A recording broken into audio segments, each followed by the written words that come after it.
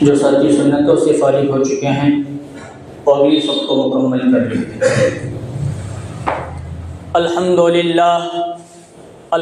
للہ نحمده ونستعینه ونستغفره ونؤمن به ونتوکل علیہ ونعوذ باللہ من شرور انفسنا ومن سیئات اعمالنا من يهد الله فلا مضل له ومن يضلله فلا هادي له ونشهد أن لا إله إلا الله وحده لا شريك له ونشهد أن سيدنا ومولانا محمدا عبده ورسوله صلى الله عليه وعلى آله وأصحابه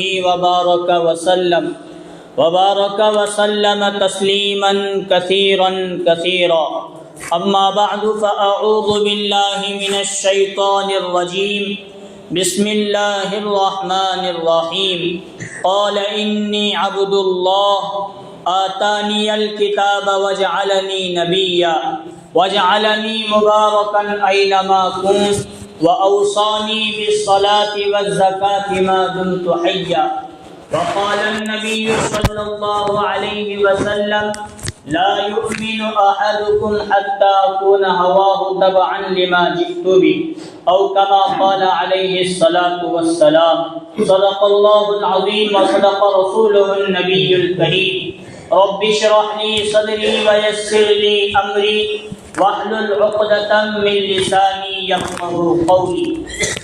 ایک مرتبہ نبی اکرم صلی اللہ علیہ وسلم پر درود شریف پڑھ لیجیے۔ اللهم صل على محمد وعلى آل محمد كما صليت على إبراهيم وعلى آل إبراهيم إنك حميد مجيد اللهم بارك على محمد وعلى آل محمد كما باركت على إبراهيم وعلى آل إبراهيم إنك حميد مجيد۔ محترم بزرگوں اور عزیز دوستوں، اللہ تبارک و تعالیٰ کا احسان، اللہ کا فضل اور اللہ کا کرم ہے کہ اللہ تبارک و تعالیٰ نے ہم تمام کو اپنے گھر مسجد جمعہ کی نماز کے لیے جلد سے جلد آنے کی توفیق نصیب فرمائی۔ جو باتیں کہیں جائے اللہ تعالیٰ ہم تمام کو ان باتوں پر عمل کرنے کی توفیق نصیب فرمائے۔ اللہ تبارک و تعالیٰ نے اللہ کے بندوں کو اللہ سے جوڑنے کے لیے انبیاء علیہم السلام کو مبعوث کیا تاکہ انبیاء علیہم السلام لوگوں کو اپنے اپنے زمانے کے اعتبار سے ان کو کفر، شرک، گناہوں سے، اسی طرح بری رسم و رواجوں سے نکال کر اللہ کا خالص بندہ بنائے اور اللہ کی طرف جوڑ کر ان کو جنت پہنچنے والے بن جائے۔ اسی لیے انبیاء علیہم السلام دنیا میں تشریف لائے اور ان تمام انبیاء علیہم السلام نے لوگوں کو اللہ کی وحدانیت اور اپنی نبوت اور رسالت کی طرف دعوت دے کر اپنا حق ادا کر دیا۔ اب ہم امت مسلمہ کے ذمے شریعت محمدیہ کے اعتبار سے ضروری ہے کہ ہم اپنے نبی علیہ السلام کو مانیں اور نبی علیہ السلام کی باتوں کو مانیں، ان کی سنتوں کو مانیں، ان کی حدیثوں کو مانیں، اس پر عمل کریں۔ لیکن حضور صلی اللہ علیہ وسلم کے مقابلے میں یہ تمام انبیاء علیہ السلام ہیں، تو کیا ان کو مانے یا نہ مانے، یہاں سوال قائم ہوتا ہے۔ تو شریعت کے دائرے میں یہ بات سمجھنا ہمارے لیے ضروری ہے کہ ان تمام انبیاء علیہ السلام کو ماننا بہت ضروری۔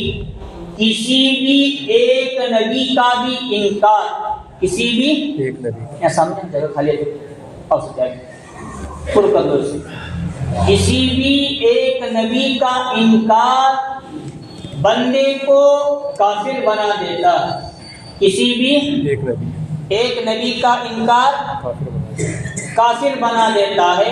اسی لیے حضرت مولانا الیاس صاحب نور اللہ مرقدہ بانی دعوت و تبلیغ، اسی طرح حضرت مولانا یوسف اور مولانا انعام الحسن رحمہم اللہ کے زمانے میں اور مولانا عمر صاحب پالنپوری رحمۃ اللہ علیہ کے زمانے میں دعوت و تبلیغ مرکز سے، نظام الدین سے اور اسی طرح دعوت کے تمام ساتھیوں کو ایک ہدایت یہ تھی کہ انبیاء علیہم السلام کے بارے میں جب بھی اگر 6 صفات میں آپ کو بات کرنے کا موقع ملے تو 1,24,000 انبیاء ہیں، اس کو مت بیان۔ بات سمجھ میں آ رہی؟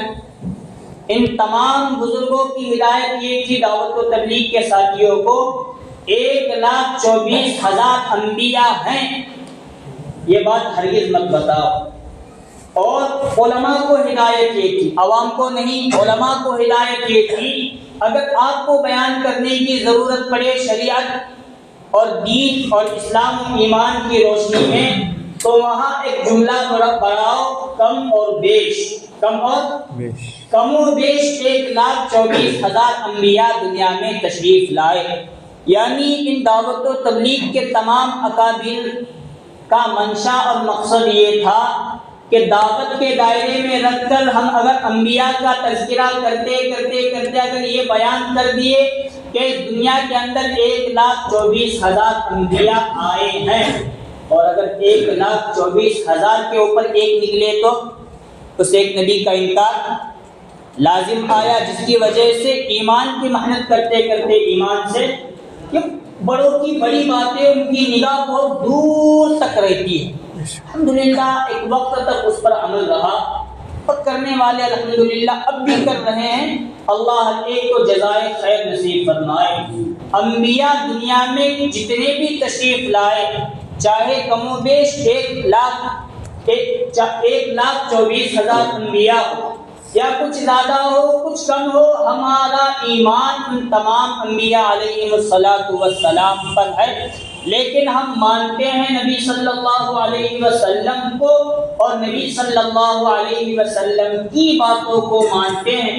اپنے نبی کو دیکھتے ہوئے ان تمام انبیاء میں سے کسی بھی ایک نبی کی شان میں گستاخی کرنا ذرہ برابر بھی نہ اللہ کو پسند، نہ محمد صلی اللہ علیہ وسلم کو پسند، اور ان کی نافرمانی اور ان کی توہین اور ان کی تذلیل، ان کو برا بھلا کہنا، یہ بندے کو ایمان اور اسلام سے خارج کر دیتا ہے۔ میں جو بیان کرنا چاہتا ہوں اس مقصد تک انشاءاللہ میں تھوڑی دیر میں پہنچ جاؤں گا۔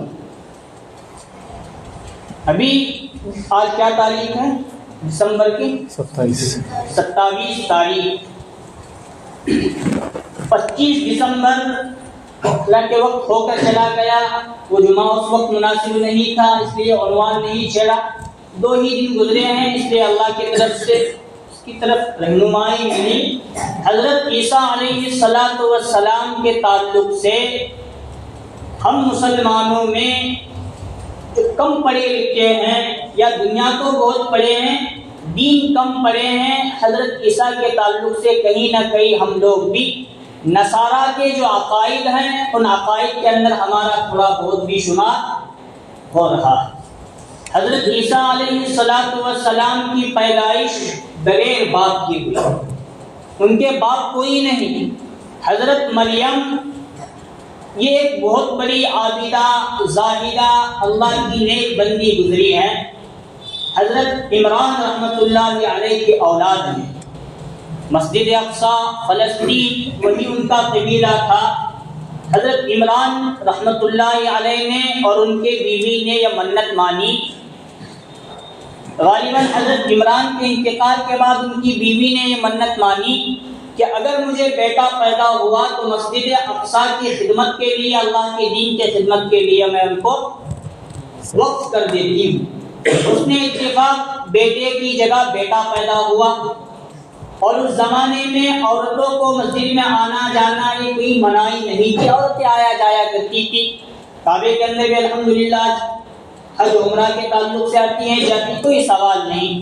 تو انہوں نے جو منت مانی تھی بیٹا پیدا ہوا تو مسجد اقصیٰ میں وقف کروں گی، لیکن بیٹی پیدا ہوئی تو انہوں نے وہ وقف کر دیا، اور حضرت مریم مسجد اقصیٰ کے مسجد کے کمرے میں بیٹھ کر اللہ کی عبادت کرتی تھی، اور ان کو طرح طرح کے پھل فروٹ اللہ تعالیٰ جنت سے بھیجا کرتے۔ حضرت زکریا علیہ السلام یہ انہی کے خاندان سے تھے، ان کے کوئی رشتہ دار تھے، ان کے یہاں کوئی اولاد نہیں، بڑھاپے کی عمر کو پہنچ چکے تھے۔ حضرت مریم کو دیکھا کہ بے موسم پھل کھا رہی ہیں، ان کے پاس موجود ہے، پوچھنے پر جواب ملا کہ اللہ کی طرف سے ہے۔ تو حضرت زکریا علیہ السلام نے اللہ سے دعا کی، اے باری تعالیٰ، آپ جب ایک عورت کو بے موسم پھل دیتے ہیں تو مجھ زکریا برے آدمی کو اولاد کیوں نہیں دے سکتے؟ اللہ سے روک روک کر دعا مانگی تو اللہ تبارک و تعالیٰ نے ان کو بشارت دی کہ آپ کے یہاں ایک بیٹا پیدا ہوگا جن کا نام یحییٰ ہوگا۔ حضرت یحییٰ علیہ السلام پیدا ہوئے اور انہوں نے دین کی محنت اور دین کا کام کرنا شروع کیا۔ اس وقت حضرت موسیٰ علیہ السلام کی قوم یہود تھی، ان کو اس سے بڑی چڑ ہوا کرتی تھی، اور دوسری طرف یہ مسئلہ پیدا ہوا، حضرت یحییٰ بڑے ہوئے تو ادھر حضرت مریم کے پیٹ سے حضرت عیسیٰ علیہ السلام کو اللہ تعالیٰ نے بغیر باپ کے پیدا کیا۔ وہ مسجد کے کمرے میں بیٹھی ہوئی تھی اور اللہ کی عبادت کر رہی تھی، جبریل کو بھیجا گیا، حضرت جبریل نے آ کر پھونک مارا، 9 مہینے کا بچہ پیٹ میں آیا، اور دیکھتے ہی دیکھتے حضرت عیسیٰ علیہ السلام دنیا میں تشریف لائے۔ اب بچہ ہاتھ میں گود میں لے کر حضرت مریم لوگوں کے پاس آئی، جانے کا حکم ہوا تو اب لوگوں نے شور مچانا شروع کیا، باپ عمران کیا، ان کی بیوی مریم کی ماں کتنی نیک گزری ہیں، مریم نے مسجد میں بیٹھ کر یہ کیا کام کیا، بچہ کہاں سے آیا؟ حضرت مریم کو یہ حکم ہوا تمہیں کچھ نہیں کہنا، ان باتوں کا جواب آپ کا بیٹا، کیا عمر بیٹی کی ابھی پیدا ہوا ہے، ابھی 1-2 دن کا ہے، وہ کلام کہے گا۔ حضرت مریم بچے کو دودھ پیتے بچے حضرت عیسیٰ کو گود میں لیے ہیں، اور لوگوں نے سوال کیا تو لوگوں کا جواب دیا، انی عبد اللہ، میں اللہ کا بندہ ہوں، آتانی الکتاب وجعلنی نبیا، اللہ تعالیٰ نے مجھے کتاب عطا فرمائی ہے اور مجھے نبی بنایا ہے، وجعلنی مبارکا اینما کنت، میں جہاں کہیں ہوں اس ایریے کو، اس جگہ کو، اس علاقے کو اللہ تعالیٰ نے مبارک بنایا۔ بہت سارے باتیں ان کا جواب حضرت عیسیٰ علیہ السلام نے دیا، انہی میں سے شروع میں جو جملہ انہوں نے اختیار کیا، انی عبد اللہ، میں اللہ کا بندہ ہوں، میں خود اللہ نہیں ہوں اور میں خود اللہ کا بیٹا نہیں۔ حضرت عیسیٰ علیہ السلام کو ان کی قوم نصارہ اللہ کا بیٹا مانتی ہے، اللہ کا، بلکہ نصارہ کے الگ الگ گروہ ہیں، الگ الگ جماعتیں ہیں، ان جماعتوں میں سے ایک جماعت یہ مانتی ہے کہ خود حضرت عیسیٰ خود اللہ، اور دوسرا فرقہ، دوسرا گروہ یہ مانتا ہے کہ اللہ معبود تین ہے، ایک تو اللہ آسمانوں پر ہے، دوسرا حضرت مریم یہ اللہ کی بیوی ہیں، اور تیسرا خود حضرت عیسیٰ علیہ السلام اللہ کے بیٹا ہونے کے ساتھ ساتھ خود بھی وہ معبود اور اللہ ہیں۔ یہ عقیدہ الحمدللہ مسلمانوں میں نہیں پایا جاتا، لیکن نصارہ میں پایا جاتا ہے۔ اس عقیدے کو سمجھنا کہ اللہ کی کوئی اولاد نہیں ہے، قل هو اللہ احد اللہ الصمد، اے نبی صلی اللہ علیہ وسلم فرما دیجئے اللہ ایک ہے، اللہ بے نیاز ہے، لم یلد ولم یولد، نہ اللہ کی کوئی اولاد نہ اللہ کسی کی اولاد، ولم یکن لہ کفوا احد، اور اللہ تعالیٰ کا پوری کائنات میں کوئی ہمسر نہیں، کوئی اللہ کے برابر۔ اس عقیدہ توحید کو ہم مسلمانوں کو آج اپنانے کی ضرورت ہے۔ جانے انجانے میں ہمارا عقیدہ حضرت عیسیٰ کی طرح نہیں ہے لیکن عقیدہ توحید کے تعلق سے، شرک اور کفر کے تعلق سے مسلمانوں کے قدم ڈگمگا رہے ہیں، اور کہیں نہ کہیں وہ اللہ کے ساتھ ساتھ کسی غیر اللہ کو بھی اپنا معبود برحق سمجھ رہے ہیں۔ اس سے بچنا ہمارے لیے بہت ضروری۔ جب بڑے ہوئے اللہ تبارک و تعالیٰ نے ان کو رسول بنایا، ان کو نبی بنایا، اور ان پر ایک کتاب نازل فرمائی۔ کون سی کتاب؟ بولو کون سی؟ انجیل حضرت عیسیٰ علیہ السلام پر نازل ہوئی۔ اب حکم ہوا کہ جاؤ ان کو دعوت دو۔ ان کے سامنے جو اکثریت طبقہ موجود تھا وہ حضرت موسیٰ علیہ السلام کو ماننے والا تھا۔ کن کو؟ یہودی تھے، حضرت موسیٰ کو مانتے تھے، بلکہ حضرت موسیٰ کی کتاب توریت میں اور شریعت میں بھی انہوں نے رد و بدل کر کے رکھ دیا تھا۔ ان کو سمجھانے کے لیے، ان کو راہ راست پر لانے کے لیے اللہ نے حضرت یحییٰ کو بھیجا۔ حضرت یحییٰ کے ساتھ ان ظالموں نے برا برتاؤ کر کے ان کو قتل کیا۔ اس کے بعد حضرت عیسیٰ علیہ السلام اسی زمانے میں دعوت دینا شروع ہوئے، تو ان کو چڑ پیدا ہوئی کہ ہم حضرت موسیٰ کی کتاب توریت کو کیوں چھوڑ دیں اور حضرت موسیٰ کا نام کیوں چھوڑ دے؟ پھر ایک رسول نبی آئے، ہم ان کو مانے، حضرت موسیٰ کو بلا دے، یہ کیسا ہوگا؟ ان کو چڑ ہوئی کہ ہماری قوم یہود قوم یہ معزز اور بلند مرتبہ قوم ہے، اب حضرت موسیٰ کے بعد کسی نبی کی ہمیں ضرورت نہیں۔ حالانکہ ضرورت تھی، اسی لیے اللہ تبارک و تعالیٰ نے حضرت عیسیٰ کو بھیجا، اور انہی ہم تمام کو سمجھانے کے لیے حضرت عیسیٰ کے بعد ان کو بھیجا۔ ان کو چیزیں ہماری شریعت ختم نہ ہو جائے، ہماری شریعت منسوخ نہ ہو جائے، ہمارے نبی کے بعد کسی اور نبی کا ڈنکا نہ ہو جائے، اس لیے انہوں نے یہ مشورہ کیا کہ ہم کسی نہ کسی طریقے سے حضرت عیسیٰ علیہ السلام کو بھی قتل کر دیں گے۔ پھر بھی حضرت عیسیٰ جا کر لوگوں کو دعوت دیتے تھے، سمجھاتے تھے۔ انہوں نے مشورہ کیا، جب حضرت عیسیٰ علیہ السلام اپنے گھر میں موجود ہو تب انجانے میں جا کر ان کو پکڑیں گے اور ان کو سولی پر چڑھا کر ان کا حصہ بھی ہم تمام کر دیں گے۔ حضرت عیسیٰ علیہ السلام اپنے کمرے میں، اپنے گھر میں غسل فرما رہے۔ ان تمام یہودی لوگوں نے مشورہ بنا کر ان کے گھر کے سامنے پڑاؤ ڈالا کہ کیسے ہی ہمیں معلوم ہو کہ اب حضرت عیسیٰ گھر سے باہر نکلنے والے ہیں، یا ہم کیسے اندر چلے جائیں۔ اس منصوبہ بندی کے تحت یہودی قوم جمع ہوئی، اور جمع ہو کر ایک شخص جس کا نام یہودی تھا یا یہودا تھا، وہ گھر کے اندر دیکھنے کے لیے چلا گیا حضرت عیسیٰ اس گھر کے اندر کہاں موجود ہیں بھی تو ہیں یا نہیں ہیں، یا کہیں اور چلے گئے، گھر خالی ہے۔ یہ دیکھنے کے لیے وہ بندہ اندر چلا گیا۔ اللہ تبارک و تعالیٰ نے فرشتوں کو بھیج کر چھت ہی سے حضرت عیسیٰ علیہ السلام کو آسمانوں پر۔ یہاں عقیدہ ہمارا گڑبڑ ہے مسلمان، پکی بات ہمیں معلوم نہیں، حضرت عیسیٰ آسمانی دنیا پر ہیں یا یہودی نے ان کو قتل کر دیا۔ وہ بندہ اندر داخل ہوا، ادھر اللہ تبارک و تعالیٰ نے آسمانوں پر حضرت عیسیٰ علیہ السلام کو اٹھا لیا۔ وہ بندہ اندر جا کر باہر آیا اور کہنے لگا اس گھر کے اندر حضرت عیسیٰ نہیں، لیکن اللہ کا کرنا یہ ہوا جو یہود نامی بندہ اندر گیا تھا، اس کا چہرہ اللہ تبارک و تعالیٰ نے بدل کر حضرت عیسیٰ علیہ السلام جیسا بنا دیا۔ وہ باہر آیا تو کہہ رہا تھا یہاں حضرت عیسیٰ موجود، لوگ سمجھ رہے تھے کہ یہی حضرت عیسیٰ ہے۔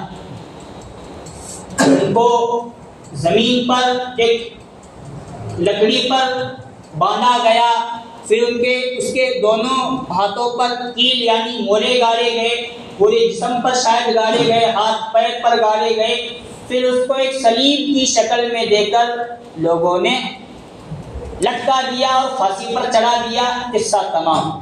آگے یہاں نصارہ کا عقیدہ یہ ہے کہ اس وقت تو حضرت عیسیٰ شہید ہوئے، 3 دن کے بعد واپس زندہ ہو کر چلے گا۔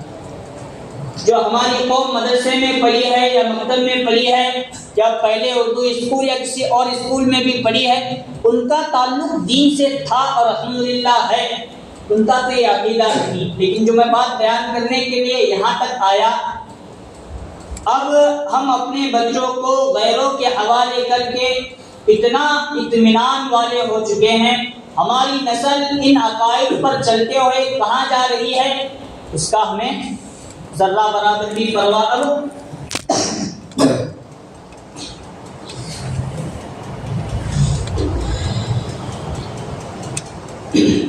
اس کی ہمیں ذرہ برابر بھی اب پرواہ موجود نہیں۔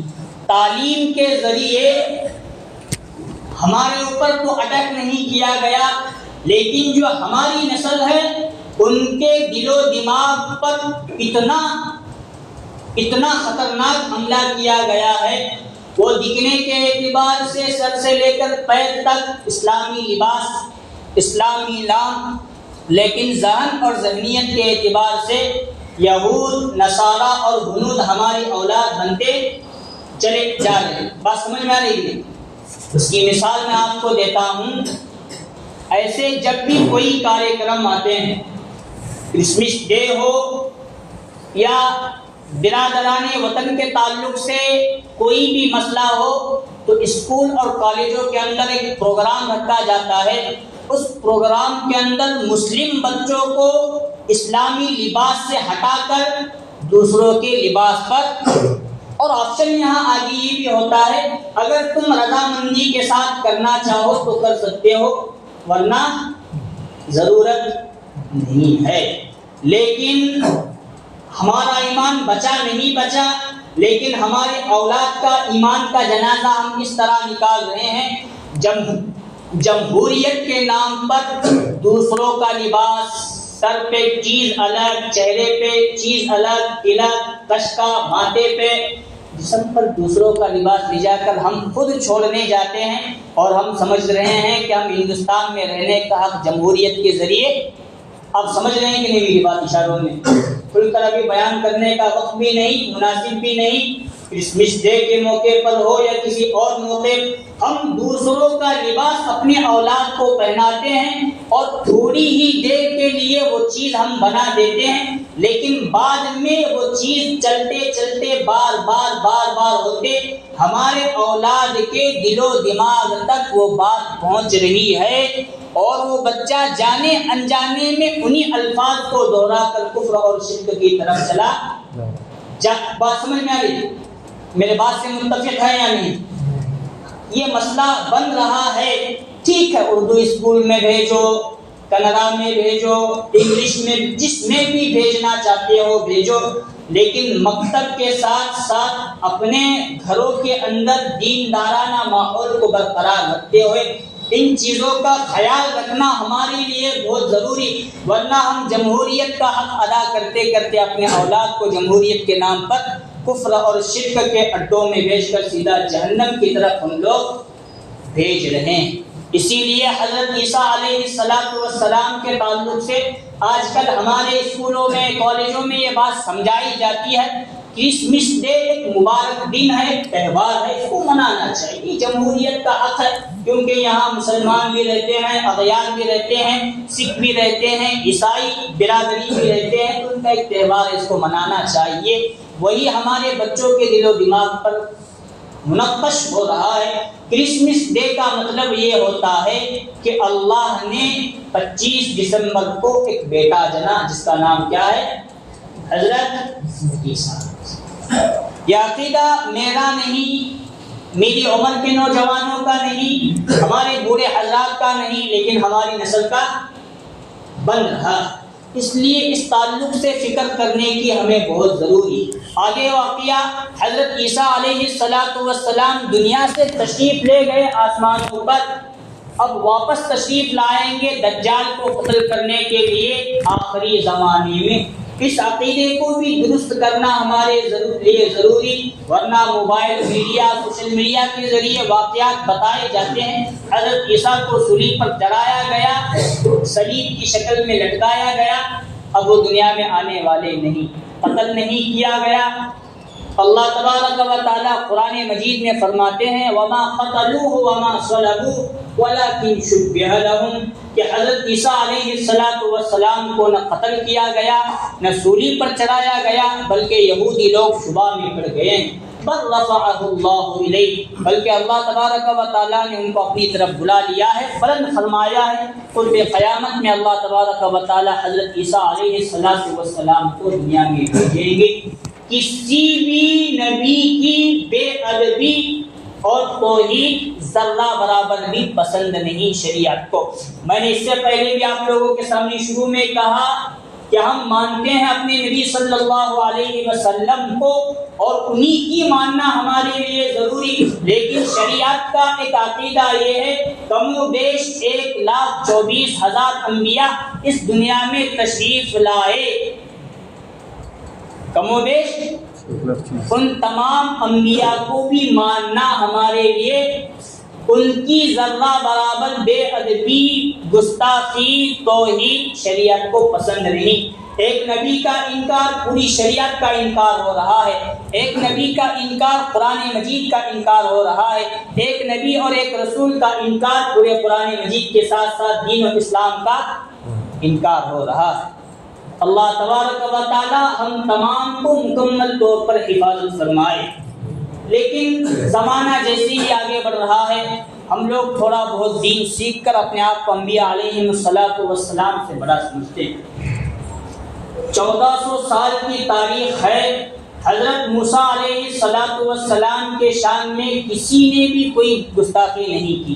کوہ طور پر چلے گئے، پھر پیچھے ایسا مسئلہ پیش آیا کہ ان کی قوم مرتد ہو گئی۔ اس واقعے کو سامنے رکھ کر 1400 سال کی تاریخ میں کسی نے حضرت موسیٰ علیہ السلام کو برا بلا نہیں کہا۔